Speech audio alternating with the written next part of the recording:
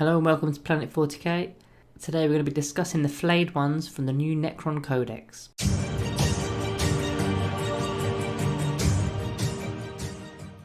Okay, so these guys come in at 3 power or 13 points per model. The unit size is anything from 5 models to a maximum of 20 models, and they sit in the elite options within the Codex. So their stat line is movement 5 inch, weapon skill 3+, ballistic skill 6+, strength 4, toughness 4, wounds 1, attacks 3, leadership 10 and a 4+ save. So not the quickest, as we know. They pretty much feel like warriors that they've just exchanged their guns for more attacks. They do cost the same as warriors as well. In terms of keywords, they're not core units, so those core only strats and ability buffs won't work on them. They are standard infantry and can go into any dynasty you select. Right then, so you've got your usual Necron abilities here, reanimation protocols, which is actually really useful on these guys as they've only got 1 wound apiece. So if you lose say 10 of them in an attack made by an enemy unit, then you get 10 dice and any 5+ rolls get your models back up, nice and simple. They've got command protocols, which is your Necron doctrines, giving you an army-wide buff each battle round, as long as you've got a noble on the table and you're within 6 inches of a character. We've got dimensional translocation, which is the ability to deep strike anywhere on the board from turn 2 onwards, no closer than 9 inches away from enemy units. The 2 more unique abilities to the Flayed Ones are firstly got Flesh Hunger, which is any melee attacks against non-vehicles that score a 6 to hit actually count as 2 hits. I'll go over that a bit more when we talk about their weapons. Then they've got the Terrifying Foes, which is a 3-inch aura that gives a -2 to an enemy unit's leadership, which could be quite handy in the morale phase. Okay, so their weapons then, well, it's only a weapon rather than weapons, as they've only got one choice here, which is their Flayer Claws, which is Strength User, which is a 4, -1 AP and single damage. So at 3 attacks, a minimum squad of 5 models in a unit will have a total of 15 attacks. They hit on 3s, which should net you approximately 10 hits. And don't forget any 6s count as 2. So you can add a few more attacks there. So let's say we'll go with about 12 hits as a rough idea of what they'll achieve. Against your standard toughness 4 infantry units, you'll be wounded on 4s, so that'll give you about 6 wounds, and each one giving a -1 AP modifier to your opponent's save. Unfortunately, Flayed Ones don't reroll wounds anymore, which really sucks, but they have gained the -1 AP to their claws. It does help slightly, so even your marines are now saving on 4s, and your orc boys and other squishy units won't get a save at all. Against your weaker toughness 3 units, you'll be wounded on 3s, so it'd be more like 8 wounds, and against the higher toughness units from toughness 5 right up to toughness 7, you're going to need 5s, so expect only about 4 wounds. Now bear in mind I purely worked this out based on a 5-man unit. These units can go right up to 20 men, double what I've worked out for a 10-man unit, treble it for a 15 and multiply it by 4 if you want to know the average of a 20-man unit. Although getting all 20 into the fight isn't always that likely, so that's why I've worked it out on a minimum rather than the max. So these guys work more quantity over quality, but the sheer number of attacks will overwhelm your opponent's unit, so that's what you need to be aiming to do with these guys. So let's talk tactics and strategy then. The best dynasty code to equip these guys is without a doubt the Novak dynasty, as it grants a +1 to your charge. I mean, if these guys aren't in combat, then they're not doing enough to win you the game. So they aren't throwaway units that act like screens, because they're probably a little bit too costly for that. Don't forget they're the same cost as a warrior. And the warrior's got a core keyword, it's got a ranged weapon, it rerolls 1s in reanimation protocols as objectives secured. So you need these guys to be slicing and dicing as early as possible to get the full effectiveness out of them. The Novak code also grants your guys an extra -1 AP when you're charged, were charged or heroically intervened, turning your claws into a -2 AP weapon, which is much improved as now each marine is saving themselves on a 5+. This code also allows you to use both directives from the command protocol of the Hungry Void. So directive 1 gives any 6s to wound another -1 AP, so those 6s are now -3 AP. These AP modifiers are starting to stack quite nicely, giving those marine saves a 6-up save now. Directive 2, you add 1 to your strength, making you a strength 5. So long as you charged, were charged or heroically intervened. So as you're playing Novak, you'll be using both directives. Now obviously this needs a little bit of planning and a bit of luck, as you need to be in combat for when you pop the command protocol, and you're choosing which battle round you'll use this on before the game begins, so it can be hit and miss. If you don't want to use the Novak dynasty, you can look into combos from the custom code section. So from the dynastic traditions, you've got Eternal Conquerors, which grants your objective secured. This can be okay if you're deep striking and fighting off units that are on their own objectives. Red Reaved is always a good option for melee units, because when you're in engagement range of an enemy unit, they take a -1 to their toughness. So strength 4 claws will probably be going against toughness 3 models,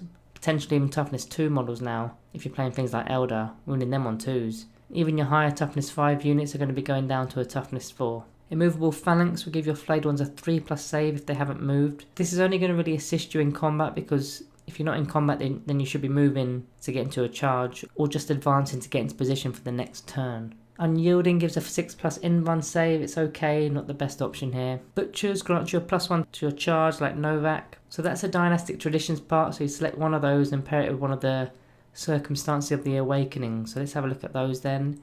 You've got a Rise against the Interlopers, which makes any 6s to hit auto wound. Now bear in mind your 6s count as 2 hits. The 3 hit I don't believe will count as an auto wound, as it says any unmodified hit roll of a 6. And it's not actually a roll at all, you're just getting it for free. Let me know what your thoughts are on this one. Would you count both hits as auto wounds? Either way, it's a nice enough buff when you're throwing a lot of attacks out. Relentlessly Expansionist gives you a 6-inch army-wide movement after deployment. Now obviously if you're deep striking these guys then it's not going to matter too much. But if you are foot slogging, it will really help where you want to get into cover or just getting close to your target. So that's the Circumstances of Awakening list then. So you pick one from each section, create your own custom code. I quite like the pairing of Butchers and a Rise against the Interlopers as a combination. You'll have to let me know what kind of combinations you like. So synergy then, what's the best way to make the most out of these fellas using other units or abilities from the book? So firstly you can look at stratagems then. There are 2 that are in there that are specifically made for Flayed Ones. So firstly you've got the Storm of the Flensing Blades.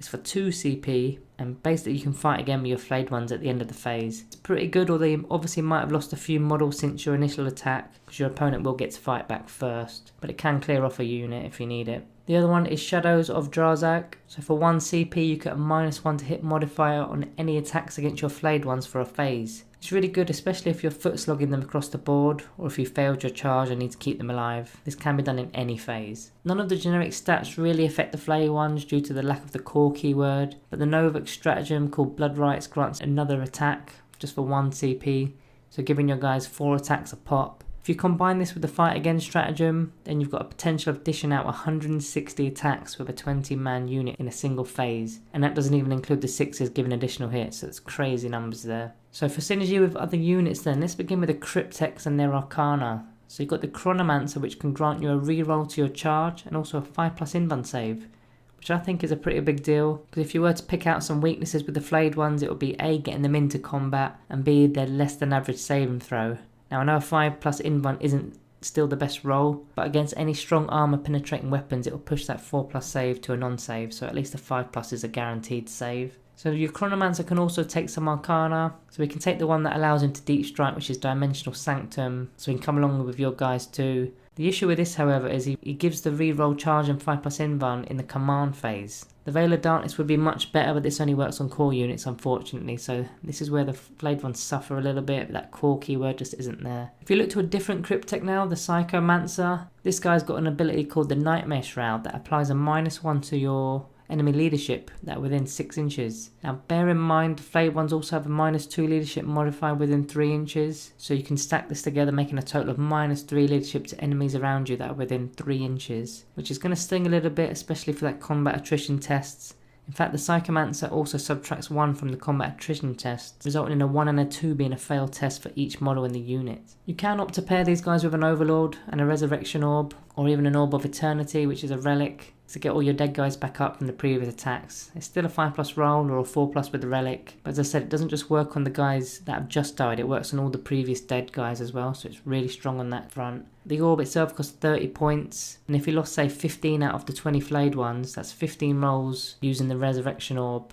So you can expect on average around 5 to stand up, which is worth about 65 points. Or if you're using that Relic Orb, then you can expect about 7 of them to stand up, which is about 91 points. So the orb only costs 30, so it's well worth it. Unfortunately though, the Overlord's abilities such as My Will Be Done and Relentless March won't affect your Flayed Ones, again due to the lack of the core keyword. Although he's still aiding the rest of your army I suppose, and he is a noble, which is needed for your command protocols. So overall these guys look pretty cool. The fact that they wear the skin of their foes is pretty terrifying. They're a great melee unit, with a lot of potential for more attacks. They can be resilient with their reanimation protocols, and whether it's a Chronomancer or an Overlord, they're all going to help out. If you're playing a melee list, then you need to also consider the alternatives. I mean, this is something I've learnt while doing these reviews from the Codex. There's now almost always an alternative unit for everything in the book now. You're not just shoehorned into playing the same list every time. I mean, like the Doomsday Ark's now got the Doomstalker, and the Locust Lord's now got a Scorpec Lord. There's options in every slot now, so it's really good. So in this case, you've got Wraiths. They're much quicker. You've got Scorpec Destroyers, which deal a lot more damage, but there's less of them. Scarabs, which are weaker, but score you tons of points. Lichguard are a bit of everything, but require a method to get there, such as the Veil of Darkness. The Amphibian Destroyers are your Glass Hammer Alpha Strike unit. There's so many ways now. The drawbacks of the Flayed Ones, though, that, like I keep saying, the lack of the core keyword. It really hinders them with so many abilities, such as My Will Be Done, for example, or using the Veil of Darkness relic. Also, they cost the same as a warrior, as I said already, so no objective secured, no range attacks, and the warriors have that core keyword. So now it all depends on like the type of list you want to field. If you're a melee army or a shooty army, or maybe a bit of both, that's going to factor in whether you're going to pick them or not. I would like to have seen them keep their reroll the wounds ability, as that was quite unique to them. But to be fair, when they attack in numbers, they pretty much kill most things anyway. So looking at their rating then, I think I'm going to give them a Planet 40k rating of 3.5 out of 5. I sort of see these like death marks. They're above par if you're playing melee, or in the death marks case, if you're playing shooty, they're above par as well. Highly usable and synergize quite well, but they aren't a must-have in every list, and there's always a flaw to using them or attacks, such as the Chronomancer attacks, or you need an Overlord babysitting them with an Orb tax. I think I'd like to have seen them a touch cheaper than a warrior, or I'd like to have even seen them being considered as a troop unit. Anyway, that's just me. Let me know your thoughts below. What sort of things you do when you're using them? What rating would you have given them? Anyway, so if you're enjoying these videos, please drop us a thumbs up and subscribe. We're well on our way to 2,000 subscribers now, so please subscribe not to miss out on any upcoming content. It's not long now until they start to release more codexes, so if your friends are playing Deathwatch or Space Wolves, then send them over our way, because soon we're going to start working through those codexes alongside the Necron Codex for the reviews. Anyway, thanks for watching, and I will see you in the next one.